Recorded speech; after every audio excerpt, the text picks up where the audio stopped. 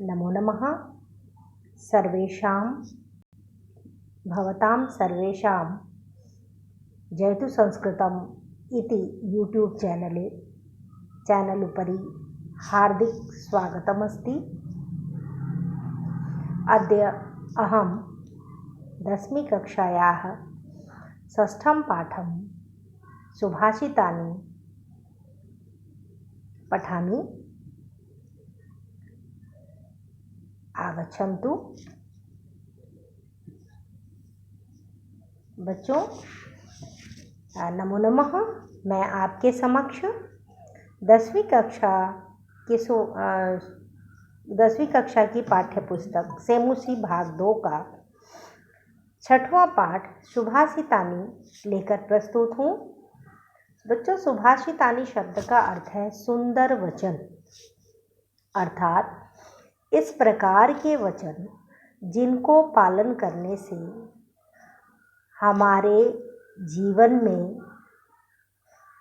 हमारे दुर्गुणों का समाप्त होना और सद्गुणों का आना होता है और इनकी सहायता से हम अपने जीवन के लक्ष्य को प्राप्त करने में सफल हो पाते हैं। तो ये सुभाषितानि, सु मने सुंदर, भाषितानि मने वचनानि, सुंदराणि वचनानि भी कह सकते हैं आप। सुंदर वचन। अब सुंदर वचन इस प्रकार के प्रेरक वचन जो हमारे जीवन को बदलने में सक्षम हो। तो आइए शुरू करते हैं। सबसे पहला श्लोक देखिए। आलस्यं हि मनुष्याणां शरीरस्थो महान् रिपुः नास्ति उद्यम समो बन्धुः कृत्वा यम नावशीदति। बच्चों, श्लोकोच्चारण बहुत आवश्यक है। जब आप उच्चारण करेंगे तभी आपको भाषा के पढ़ने का आनंद भी आएगा और अच्छा भी लगेगा। इसलिए मैंने ये श्लोक का उच्चारण करके आपको पढ़ने का तरीका बताया है। अब आइए अन्वय पढ़ते हैं। मनुष्याणाम शरीरस्थ महान रिपुः आलस्यम ही। मनुष्य के शरीर में स्थित सबसे बड़ा शत्रु आलस्य है, जो उसके शरीर में ही रहता है। उद्यम शमः बंधु न अस्ति। परिश्रम के समान कोई मित्र नहीं है। यम कृत्वा न अवसीदति। जिसे करके मनुष्य कभी दुखी नहीं होता है, अर्थात परिश्रम करके मनुष्य सदैव सुखी होता है और हर व्यक्ति सुखी तो प्राप्त करना चाहता है। इसलिए हमें परिश्रम करना चाहिए और अपने अंदर स्थित आलस्य को जीतने का प्रयास करना चाहिए। दूसरा श्लोक देखिए बच्चों। गुणी गुणम वेत्ति न वेत्ति निर्गुणो बली बलम वेत्ति न वेत्ति निर्बलः पिको वसन्तस्य गुणम न वायसः करी च सिंहस्य बलम न मूषकः। गुणी गुणम वेत्ति निर्गुणम न वेत्ति बली बलम वेत्ति न निर्बलः वसन्तस्य गुणम पिकः वायसः न वेत्ति सिंहस्य बलम करी मूषकः न वेत्ति। अर्थात गुणवान व्यक्ति ही गुण को जानता या समझता है। गुणहीन व्यक्ति के लिए गुणों का कोई महत्व नहीं है। इसी प्रकार बलवान व्यक्ति बल को जानता है, कमजोर व्यक्ति बल की महत्ता नहीं समझ पाता। बसंत के गुण को कोयल समझती है, कौवा नहीं। शेर के बल को हाथी जानता है, चूहा नहीं। बसंत के गुण को कोयल समझती है, तभी बसंत आने पर वो अपने पंचम तान को छेड़ती है। कौवा के लिए बसंत और बरसात, वर्षा, ग्रीष्म सब एक समान है, उसे कोई फर्क नहीं पड़ता। तो इसलिए बसंत के गुण को कोयल समझती है, कौवा नहीं समझता। चलिए बच्चों, तीसरा श्लोक देखते हैं। निमित्तम उद्दिश्य ही यह प्रकोप्यति ध्रुवं स तस्यापगमे प्रसीदति अकारण द्वेषी मनस्तु यस्य वै कथं जनस्तं परितोषयिष्यति। यह भी हमें क्रोध के से ही थोड़ी सी क्रोध के बारे में है इस श्लोक में भी। देखिए, यह निमित्तम उद्देश्य प्रकुप्यति सह तस्य अपगमे ध्रुवं प्रसीदति। यस्य मनः अकारण द्वेषी जनः तम कथम परितोषयिष्यति। जो व्यक्ति किसी कारणवश अत्यधिक क्रोध करता है वह उस कारण के समाप्त हो जाने पर निश्चित रूप से प्रसन्न हो जाता है, परंतु जिसका मन अकारण द्वेष को रखने वाला है और द्वेष के कारण यदि क्रोध अंदर में आता है तो भला उसे कैसे प्रसन्न किया जा सकता है। तो हमें द्वेष को भी पहचानना होगा। जीवन में द्वेष को पहचानना भी आवश्यक है। यह सुभाषितानी हमें यह सिखाता है। उदीरितोऽर्थः पशुनापि गृह्यते हयाश्च नागाश्च वहन्ति बोधिताः। अनुक्तं प्यूहति पंडितो जनः परेंगित ज्ञान फला हि बुद्धयः। पशुना अपि उदीरितः अर्थः गृह्यते हयाः नागाः च बोधिताः वहन्ति पंडितः जनः अनुक्तम् अपि ऊहति बुद्धयः हि परेंगित ज्ञान फलाः भवन्ति। इसमें बुद्धि के गुण बताए गए हैं बच्चों। पशु के द्वारा भी कहा गया विषय अर्थ समझ लिया जाता है। घोड़े और हाथी बताए गए बोझ को ढोते हैं, उनको जैसा कहा जाता है वो करते हैं। बुद्धिमान व्यक्ति न कहे हुए को भी समझ लेता है। बुद्धि दूसरों के संकेत से ही गूढ़ अर्थ को समझ लेती है। बच्चों, एक कहावत भी है कि बुद्धिमान के लिए इशारा काफ़ी होता है, वह इशारा संकेत समझ के ही कार्य करता है। तो यही चीज़ हमारा ये वाला श्लोक बता रहा है। अब अगला श्लोक देखिए। क्रोध ही शत्रुः प्रथमो नराणां देह स्थितो देह विनाशाय यथा स्थितः काष्ठगतो हि वह्निः स एव वह्निर्दहते शरीरम्। नराणां देह विनाशाय प्रथमः शत्रु देह स्थितः क्रोधः यथा काष्ठगतः स्थितः वह्निः काष्ठम एव दहते तथैव शरीरस्थ क्रोधम शरीरम दहते। बच्चों, ब्रैकेट में लिखा गया है तथैव शरीरस्थ क्रोध। वाक्य को पूरा करने के लिए यह श्लोक में अंश नहीं है। मनुष्यों के शरीर के विनाश के लिए प्रथम शत्रु क्रोध शरीर में ही रहता है।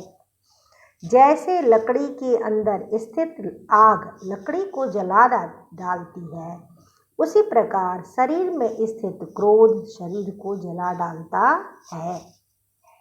तो हमें क्रोध से बचने का प्रयास करना चाहिए, क्रोध को जीतने का प्रयास करना चाहिए।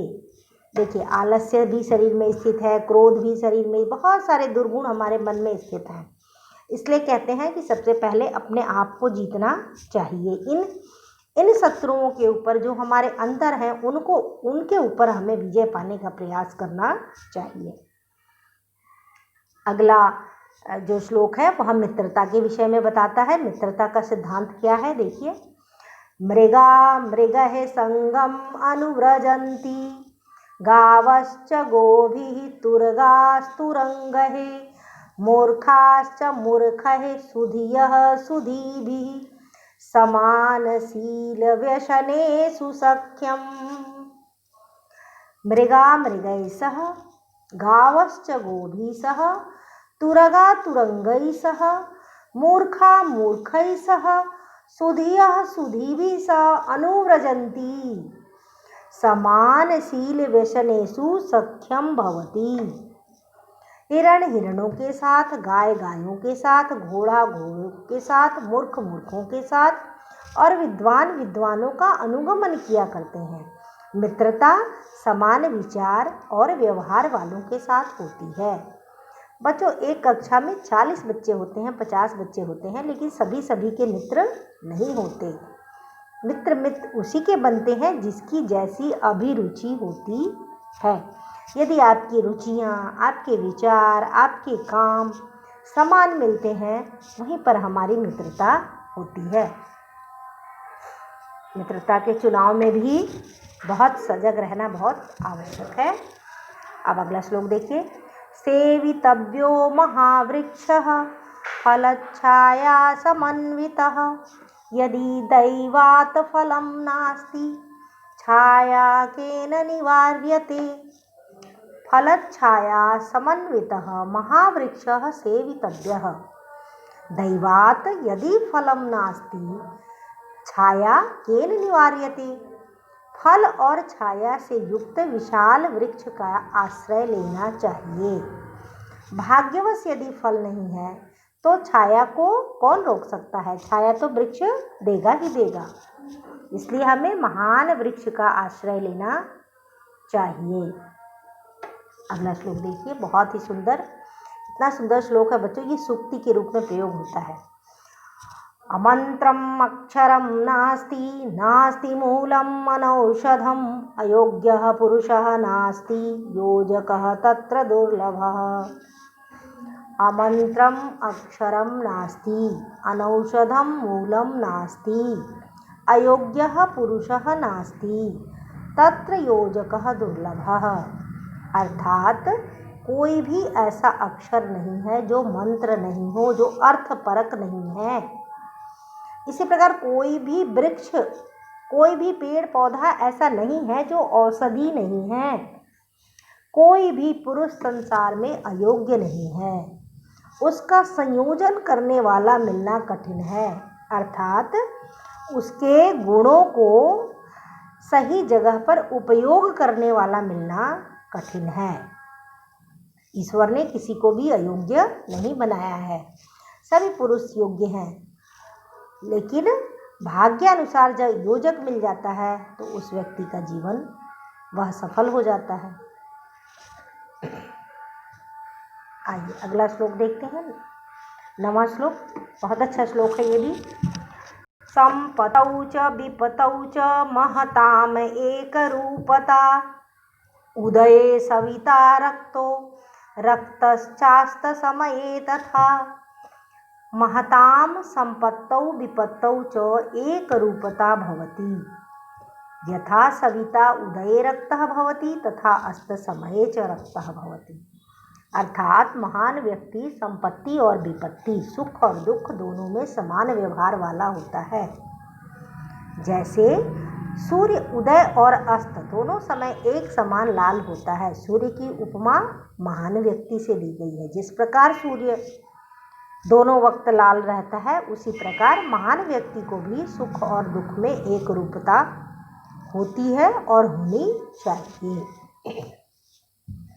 आइए अब अंतिम श्लोक बिल्कुल।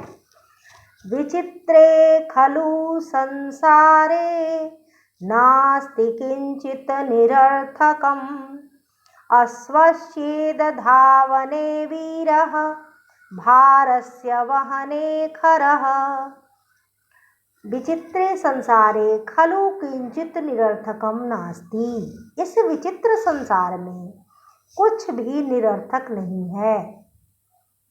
अश्वः चेत धावने वीरः, घोड़ा यदि दौड़ने में कुशल है, तर्हि भारस्य वहने खरः वीरः अस्ति।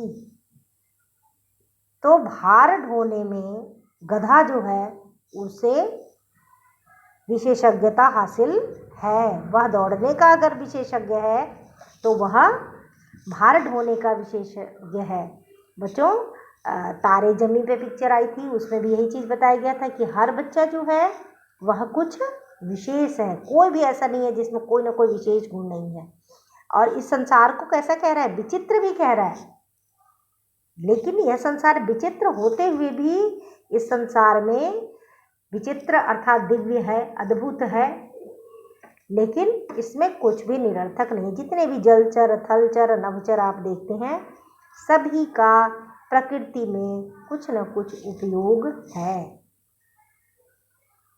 अब आइए बच्चों, हमारा पाठ समाप्त हो गया है।